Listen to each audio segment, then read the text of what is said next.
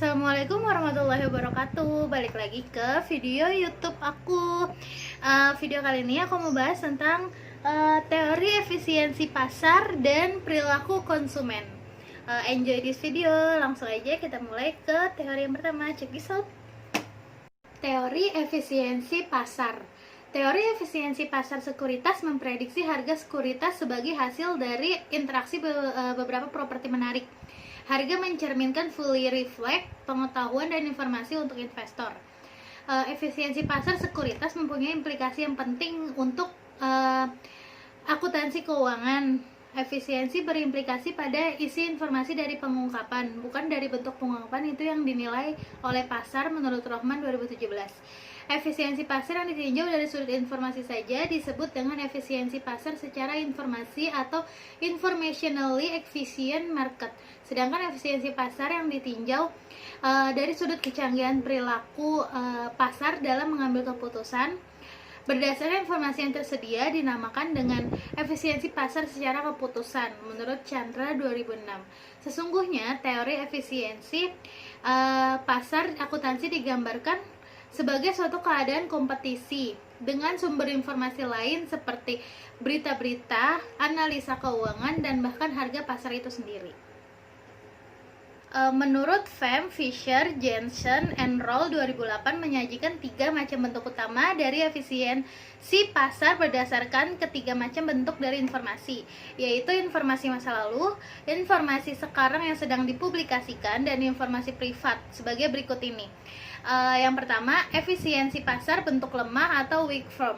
Pasar dikatakan efisien dalam bentuk lemah jika harga-harga dan sekuritas tercermin secara penuh atau fully reflect informasi masa lalu. Informasi masa lalu ini merupakan informasi yang sudah terjadi. Bentuk efisiensi pasar secara lemah ini berkaitan dengan teori langkah acak atau random walk theory yang menyatakan bahwa data masa lalu tidak berhubungan dengan nilai sekarang. Jika pasar efisien secara bentuk lemah, maka nilai-nilai masa lalu tidak dapat digunakan untuk memprediksi harga sekarang.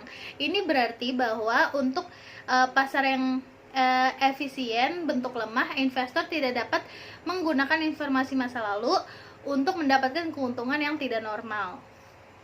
Efisiensi pasar bentuk setengah kuat atau semi-strong form.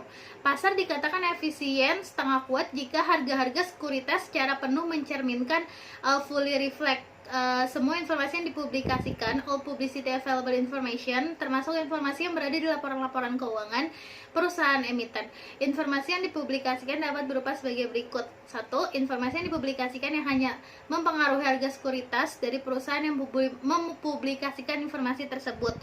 Yang kedua, informasi yang dipublikasikan yang mempengaruhi harga-harga sekuritas sejumlah perusahaan.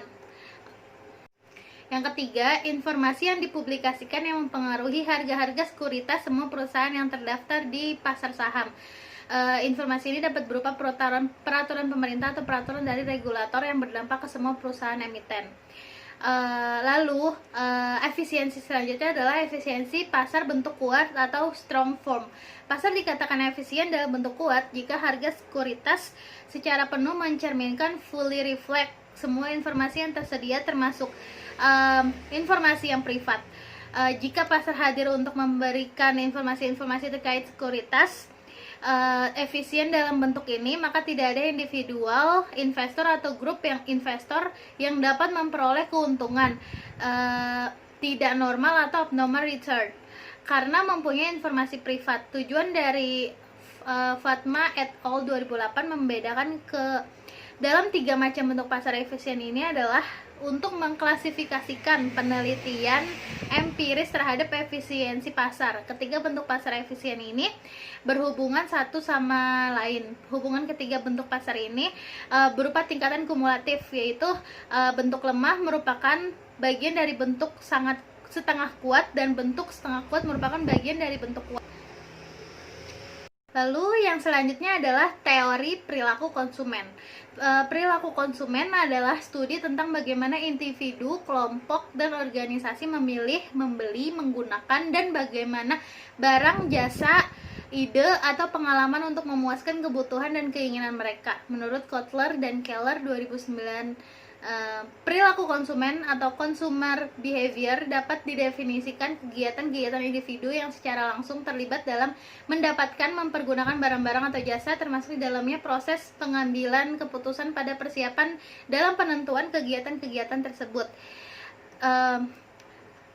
Perilaku konsumen memiliki kepentingan khusus bagi orang yang berbagai alasan berhasrat untuk memenuhi atau mengubah perilaku tersebut, termasuk orang yang berkepentingan utamanya adalah pemasaran. Tidak mengherankan jika studi tentang perilaku konsumen ini memiliki akar utama dalam bidang ekonomi, terlebih lagi dalam pemasaran, menurut Suryoto 2012.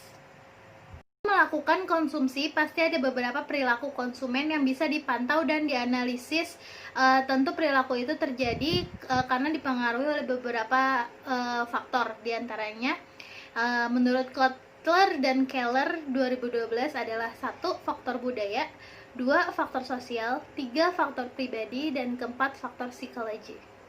Sekian teori yang dapat saya sampaikan. Semoga apa yang saya sampaikan dapat bermanfaat untuk kalian semua. Terima kasih sudah menonton. Assalamualaikum warahmatullahi wabarakatuh. Bye bye.